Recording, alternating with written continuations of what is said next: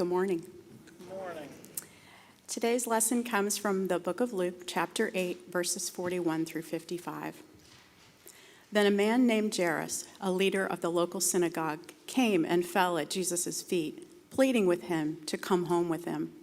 His only daughter, who was about 12 years old, was dying. As Jesus went with him, he was surrounded by the crowds. A woman in the crowd had suffered for 12 years with constant bleeding, and she could find no cure. Coming up behind Jesus, she touched the fringe of his robe. Immediately, the bleeding stopped. "Who touched me?" Jesus asked. Everyone denied it, and Peter said, "Master, this whole crowd is pressing up against you." But Jesus said, "Someone deliberately touched me, for I felt healing power go out from me."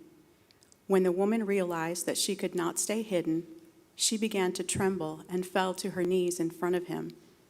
The whole crowd heard her explain why she had touched him and that she had been immediately healed. "Daughter," he said to her, "your faith has made you well. Go in peace." While he was still speaking to her, a messenger arrived from the home of Jairus, the leader of the synagogue. He told him, "Your daughter is dead. There is no use troubling the teacher now." But when Jesus heard what had happened, he said to Jairus, "Don't be afraid, just have faith, and she will be healed." When they arrived at the house, Jesus wouldn't let anyone go in with him except Peter, John, James, and the little girl's father and mother. The house was filled with people, weeping and wailing, but he said, "Stop the weeping. She isn't dead. She's only asleep." But the crowd laughed at him because they all knew she had died. When Jesus took her by the hand and said in a loud voice, "My child, get up." And at that moment her life returned, and she immediately stood up. Then Jesus told them to give her something to eat. The word of the Lord.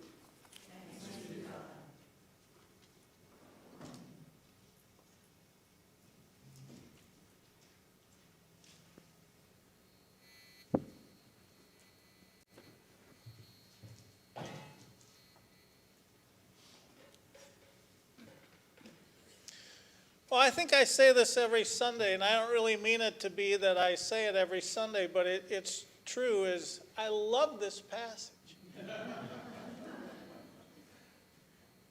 I mean, in today's passage, we see two people. We actually see three, but it starts out with two main people. And in some ways, they are quite different. One is a religious leader. The other, because of her chronic bleeding disorder, would not have been allowed in a religious setting for the past 12 years. She is ceremonially unclean and pretty much seen as an outcast by society. And so, at least on the surface, they live vastly different lives, these two people. But as we see here, if you look below the surface, they both have much in common as well. Both are in desperate situations. And neither one is able to deal with the situation they currently face. And my guess is that they both would have had a sense that their situation in life at that very moment was overwhelming to them. And my guess is this sense of being overwhelmed is something that we're all familiar with to some degree. And we may even feel that we are now at this very moment at the end of our road, that we're riding on fumes, or that we feel very weak. You see, the truth is, for most of our lives, we live under a delusion. And that is, we spend much of our lives focused on our strength and being in control. We build up our bodies, we stockpile our money, we buy insurance just in case something happens. And we convince ourselves that we've got it covered, that we are indeed strong. To me, if there's a blessing in tough times, it's this. It strips away the delusion that we are strong enough on our own. Here in this passage, it is now clear to these two people that they can't do it on their own.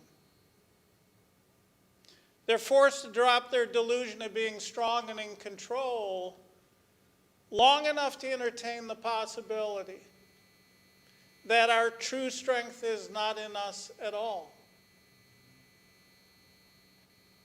That it comes from outside ourselves, that it comes from someone else.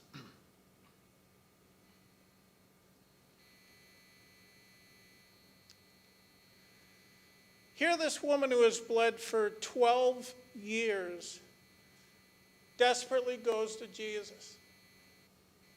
And she is healed. The end result is good. No more bleeding. Doctor says you're going to be all right.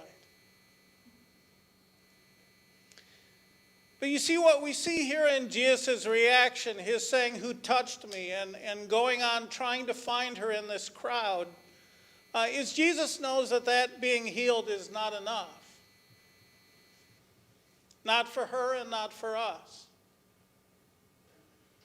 Because without more than that, she is still weak. She still doesn't know where strength can be found. And so the next time she has health problems, she'll be in the same weak situation. Mentally and emotionally, she will start to ride on fumes again. And mentally and emotionally, she'll feel overwhelmed again. And we have to understand that the same is true for us. Until we know where our strength is found, then we will spend our lives cycling through bouts of feeling overwhelmed. And so what Jesus wants to show this woman and the crowd and us is that this woman has rightly identified him as the one to place her faith in. He wants her to know where true strength is found. And on this glorious, life-changing day, she has found him. He's calling. That was planned. You see, on this glorious day, she has found him, the source of strength. Here in this passage, there are two things Jesus wants these people to know that will give them strength in all their situations.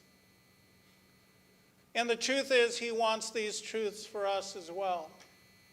The first truth is the very first thing Jesus says to each of these people who are healed. The first word out of his mouth. He turns to this woman who had felt so alone, so helpless.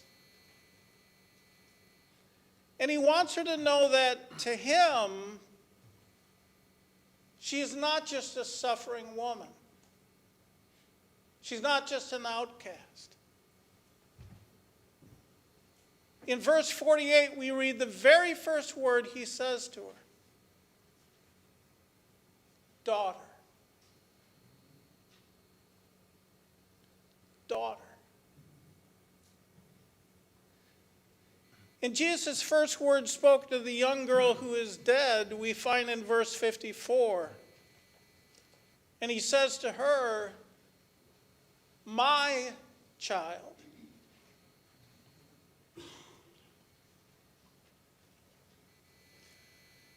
You see, Jesus makes sure that they both realize that they are his dear children.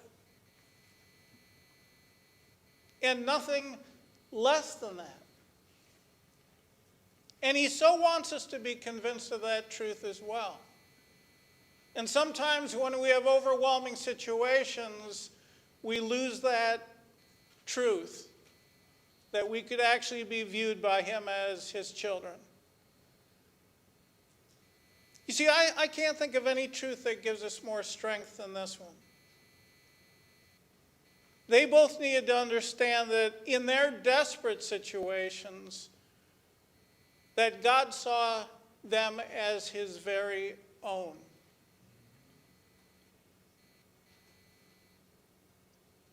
And you see, I hope in our desperate and overwhelming situations that those are the first words that come to our minds as well. Jesus saying to us, my child. Because it'll put that overwhelming and desperate situation in perspective.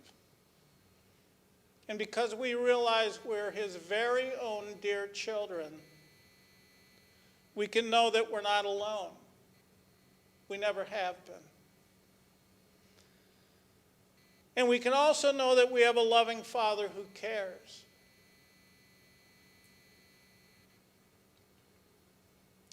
And because of that truth alone, we are never in a weak situation. Your Father's looking out after you. And he cares very deeply that you're strong, even in your weakness. The second truth Jesus shows these people and us is what he can deal with. And what I find so wonderful in this passage is that when Jesus goes to this young girl who is dead, he says she is only sleeping. And everyone knows she's dead. I mean, in fact, they laugh at Jesus' statement. And yet to him, the real situation and the solution to it is simple. As most of you know, I have a daughter whom I dearly love. The one I would say my child. And as I think about this passage, Jesus goes to this young girl who is dead.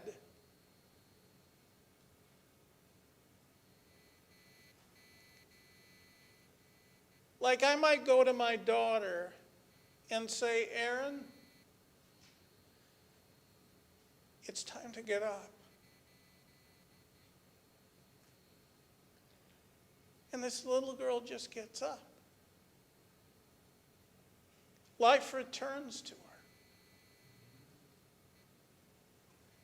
And we see here how effortless it will be for him to restore life to us. And so what this passage shows us is that we don't need to live a lie. We don't need to deceive ourselves that we're strong enough. Because we aren't. But you see, both in life and in death and in all our desperate and overwhelming situations, we can know that there is one who has demonstrated that he has both the willingness and the strength to help his children. And that we are his children. And so we will find our strength in him. And so I say to you this day, based on these truths, so peace be with you, always. Amen. Please stand for the hymn of the day.